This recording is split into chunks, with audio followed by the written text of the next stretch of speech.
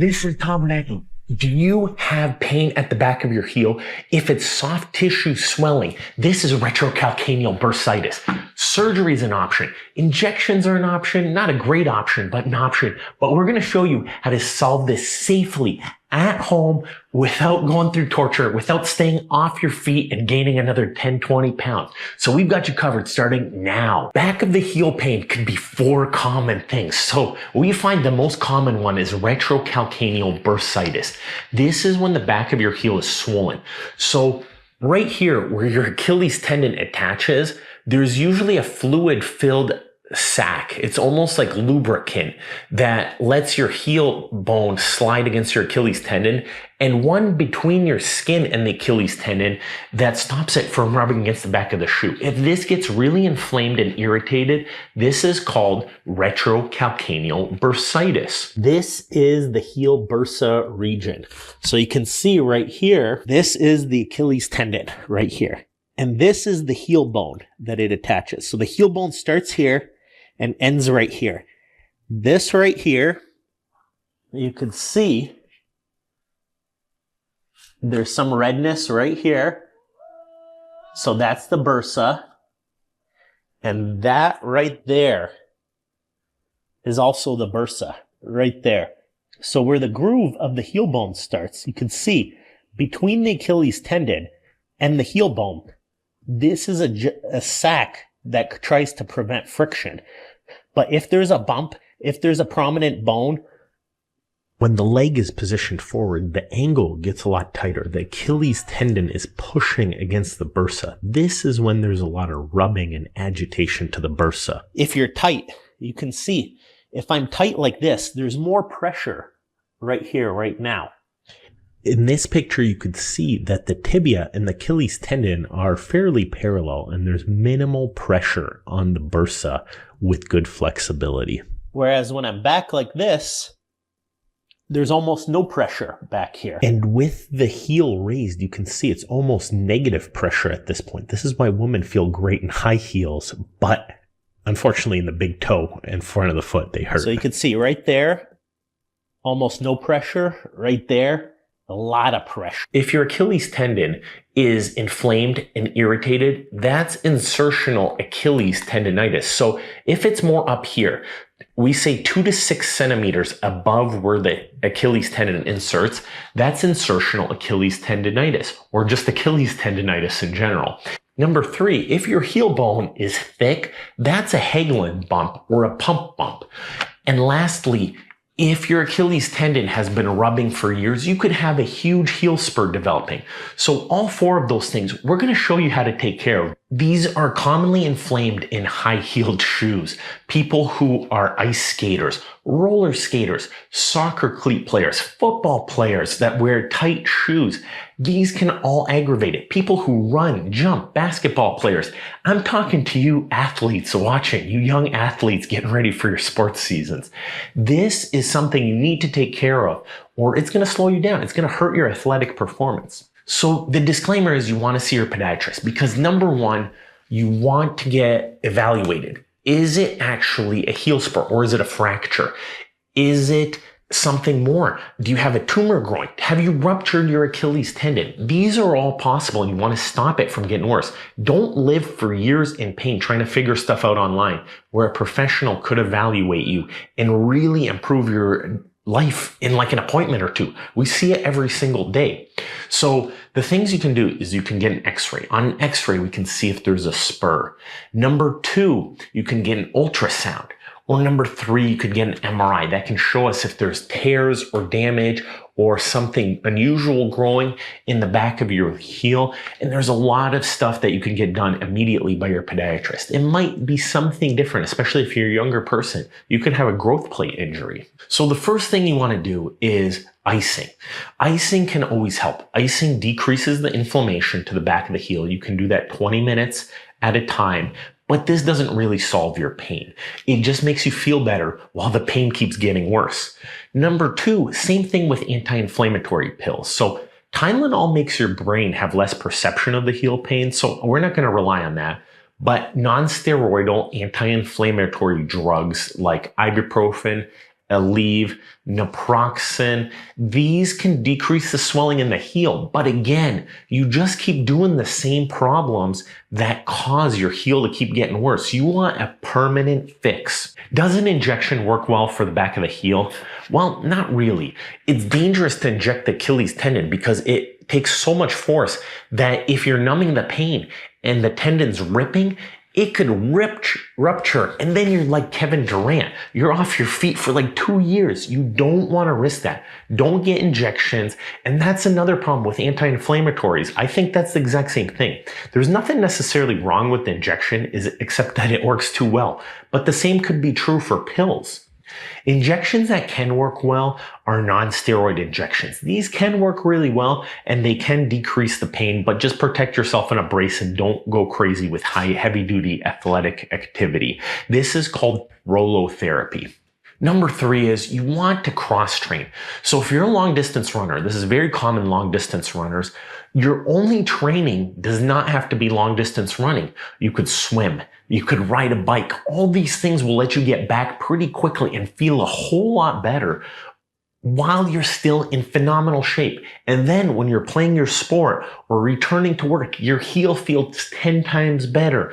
That's how you really get ahead of it. Don't overwork just one part of your body, whereas you have a lot of joints that could get you in good shape without overworking and damaging just one of them. So the next thing you want to do is get a great shoe. See how I can't really bend this except for in the front? And I can't really collapse the sides here. They're a little flexible, but they're not completely collapsing. You want a solid shoe that holds your heel and stops it from rubbing. This is much more supportive than like a slipper. For example, like a slipper, see how I can bend that pretty easily? I can't do that with this shoe. This is a great heel stretching device. So this is like $15 online. That's why I include it. These seemed ridiculous to me, but look at, you can put some pegs on there for fifth toe joint pain, bunion pain, hammer toe pain. So you set these up and basically you can stretch out that front. So you can see it correlates to those areas. And when you put it in the shoe, it can stretch out the front of your shoe and your heel. So this is a multi-use device, but we're mostly interested in the heel. So let's get it in there and see you have that back stopper. So by twisting it up front, it'll stretch out the front for you. So a lot of people that have heel pain might need this as well. But as we're getting the pressure off those areas, let's take a look at the heel. You stick it on there and you extend the heel. So you can see for your bump in the back that stretches it out, and it can stretch out the top right there. So great multi-purpose tool. And what you want to buy is a shoe spray. This is like $5. You know, I think this one was like $7 online, but it's great for all types of shoes. And what that does right there is you spray it on there. It takes 24 hours to solidify. So you can see I plug it in there. I just spray it on there. I'm not doing it in this demo, but you get that on that heel and your heel is less likely to rub. This can work on almost all shoe materials, but be safe. Don't ruin your shoe by going too crazy. So what you also want to do is get an orthotic. So check this out. By simply lifting your heel a little bit, by lifting this like 2 millimeters, you're getting a lot of pressure off that heel bone. So it's rubbing differently, but watch this. When you land on your foot, it collapses out like this. See that? And what that does is it makes the back of your heel turn out like this. And the back of your heel is rubbing against the back of the shoe. Watch what happens with an orthotic. When I land on it, the heel's not twisting. So this is what's called sagittal motion. It allows sagittal motion, but not transverse motion. So see how the heel's not rubbing? It only moves up and down without rubbing in what's called the sagittal plane. So you're not getting this type of rubbing, but you're only getting the sagittal plane, not the transverse or coronal planes. So that's a pretty confusing subject, but the orthotic really does help. So you take the orthotic, you put the orthotic in the shoe, and you wear a good supportive brace on top of that if you want to make sure you're doing everything you can. The brace is very helpful. If the brace, the orthotic, and the shoe are not doing it, a tall walking boot can really help. That can really calm down your bursitis if you're really scared and in pain. What you want to do is you want to properly warm up. So I'm a huge fan of stretching, massage rolling stick, and properly warming up for your activity. You don't just start cold. You want to stretch your hamstrings, your glutes, your calf muscles. I'm going to show you how to do that right here. The key to stretching a sore joint is to first massage roll. I love the foam roller for glutes, for lower back, for hips, for thighs on the side. It uses your body weight to really get a great roll. You don't have to tenderize this for like 2 minutes. We're talking like 30 seconds. And then for the smaller leg muscles, your calves, your hamstrings, your anterior group muscles, your plantar fascia, use this massage roller stick. It's $7 online down in the show notes. I love this thing. It works really well. You can use it on your plantar fascia, but again, these spiked foam balls, they work great. They're not really sharp spikes, but massaging for like 30 seconds in the morning will really loosen up your plantar fascia. And then before that, you can even just rotate your ankles, some gentle motion.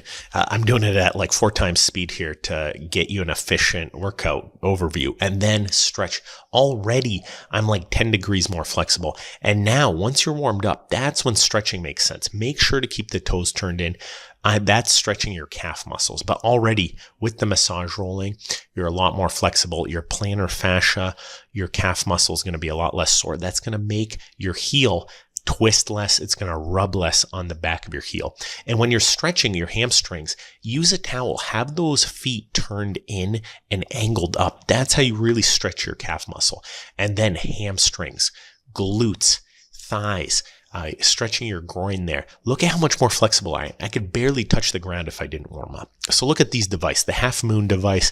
This is really going to hurt your heel. So I'm going to show you to use shoes later. This thing's like 10 to 15 bucks. So I prefer this actually. You want to stretch both feet at once. This is an ankle incline board. They're like 50 bucks online. I do this while I drink my coffee every morning or brush my teeth. You just stand on it for a couple minutes. This is a great stretch. But again, doing it barefoot will really hurt your foot, but you can work your way up from like 15 degrees to like 50 degrees. So I really recommend the ankle incline board over that half moon device, the ankle incline board. This thing, I'm going to include it, but I'm not a huge fan of it. Especially for the heel. This stretches your hamstring more than anything, but this thing's like 55 bucks, probably even more now.